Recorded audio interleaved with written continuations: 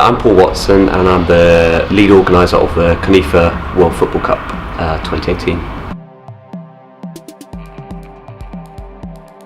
I started out coaching a very small Pacific island called Pompeii, which is like a tiny speck in the ocean, and what I found there was that they weren't able to access any FIFA funding, and so that opened my eyes to the fact that there are lots of different places dotted around the world that are outside of FIFA's jurisdiction, and in many of those football has sort of a massive ability to do good, and so that sort of led me down the pathway towards CONIFA, the Confederation of Independent Football Associations, which is effectively the non-FIFA FIFA. So it represents nations, states and peoples who don't fit within the FIFA framework.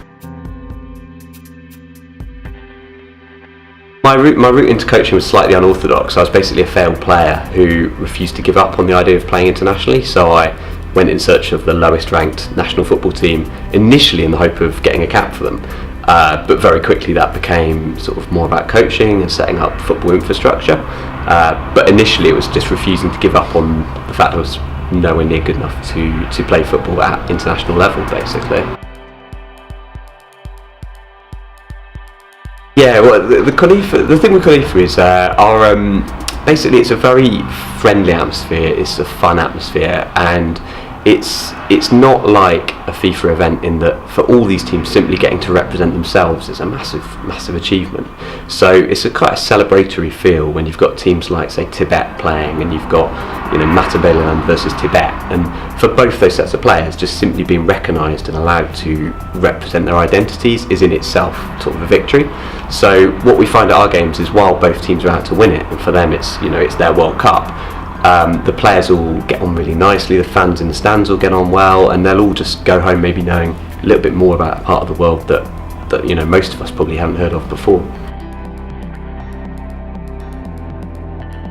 The referees they do get a bit of stick, because let's be honest, all humans give the referee a little bit of stick, and I'd be almost worried if they didn't, but it is a lot more respectful. I mean, the truth is all our players they're predominantly amateur. There are some semi-pro players and a few pros who have played at, you know, decent levels, but on the whole there's more of an atmosphere of it being normal people playing against each other, and as a result there's less of that sort of atmosphere that you get at Premier League games, where players feel like, well, I'm paid 100 grand a week, I can talk to people this way.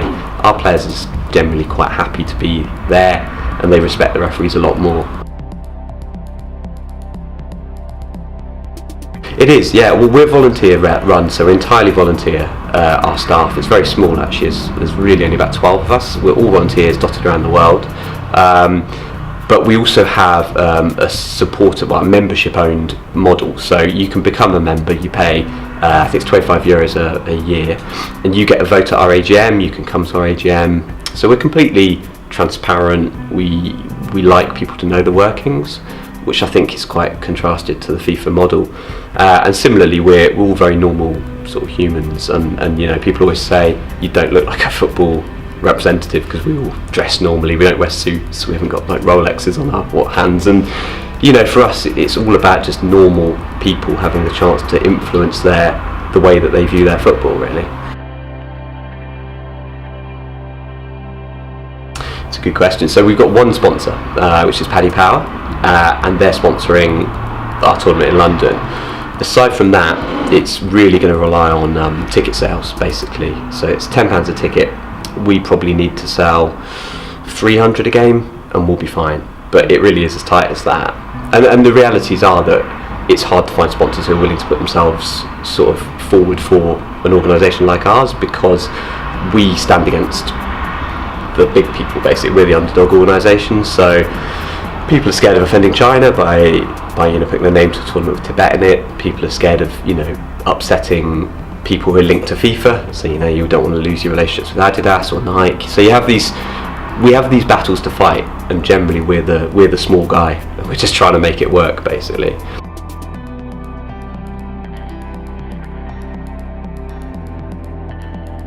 Well, of course, you can come watch the games. As you say, it's 10 stadiums dotted around London, all non-league stadiums, really nice grassroots clubs. Alternatively, we do always need volunteers. We're running a whole tournament on voluntary work, so if anyone wants to get involved with whatever aspect, whether it's like stewarding, selling tickets, even help with social media, whatever it is, we basically need it.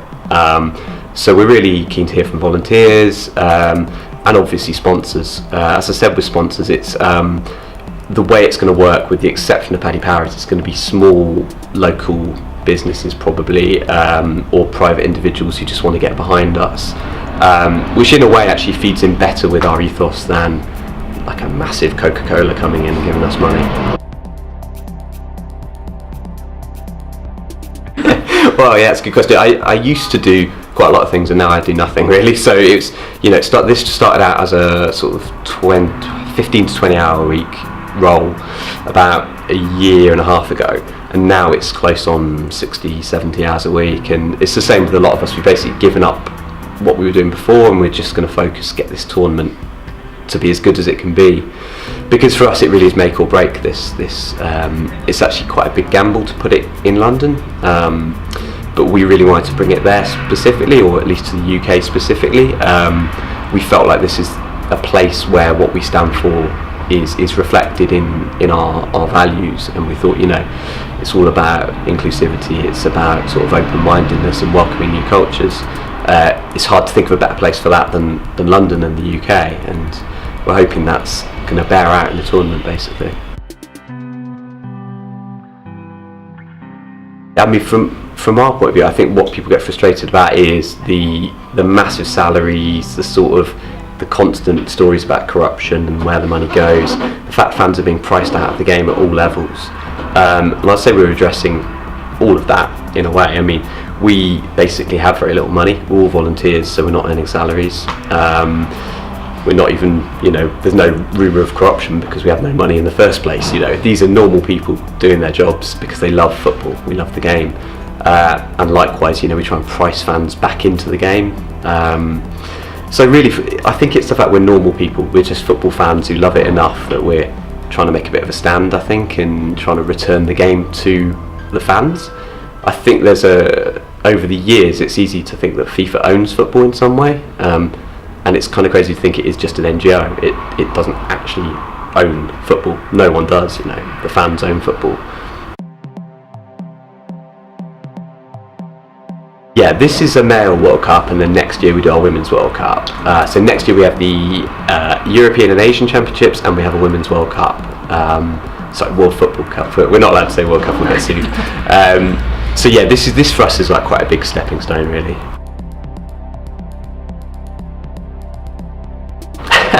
God, it would be hard to change just one thing, to be honest. I think, like a lot of fans, I sort of look back quite wistfully at 20 years ago in terms of like the quality of football was a lot worse, but I think the clubs meant something to the communities they represented in a way that a lot of the times they don't now. So I would probably regulate the sort of oligarch ownership and the massive money coming in from the Middle East, because I feel it's cost the individuality of clubs. In my opinion, Man City, Man United and Chelsea, and lots others, are effectively interchangeable. The players don't have that sense of local pride, and the clubs don't represent their communities. And I would say that's my greatest sadness with the game, is how it's moved, even at like Championship and that level. As a Bristol City fan, the club isn't the same club it was when I was growing up, and I don't feel the same sense of ownership or affiliation with it, even though we're one of the few that actually are owned by a pretty solid presence. The game's just sort of lost a lot of its humanity, and that's what I would return, is a sense of humanity. But sadly, I don't think it can be returned within that structure anymore. It can only really go one way. Well, I mean, football is nothing without the fans. That's the truth of it. Football is there for the fans. It's there because of the fans. So any time that fans can retake control of the clubs they love, that surely is a positive thing. And I think what Direct does, what fan ownership does, is bringing a game back to its roots and back to where it always should be and where it has moved away from. So in my opinion, there's a battle going on right now, and it's a battle effectively for the soul of football, for its sort of very being is being sort of contested with the mass market side, and then there's the fans. And I think that battle has to be won by the fans, otherwise it will just continue to slide into something that doesn't even reflect the thing that we all love, basically.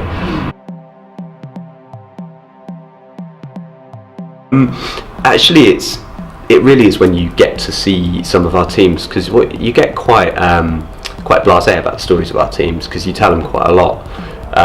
But when you actually meet some of the people who are behind these teams and what they've sacrificed and what they've risked, it's actually quite a humbling moment, really. So, for example, the Kabylia team have had to do their qualification matches in secret behind closed doors because they'd be arrested by the secret police. As soon as they qualified, their president was arrested and held without charge.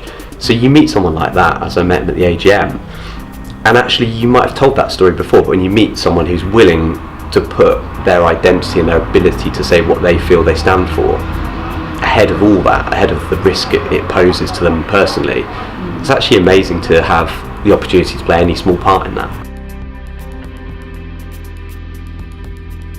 No, I went from Micronesia to Mongolia, and then came into CONIFA, and basically for me it was like going from player to coach, and then sort of from coach to governing body, because I sort of found what I liked most was the development side, and as a coach I think I was kind of limited because I wasn't that good at sort of looking at the players on the pitch in terms of just the simple tactical and technical level.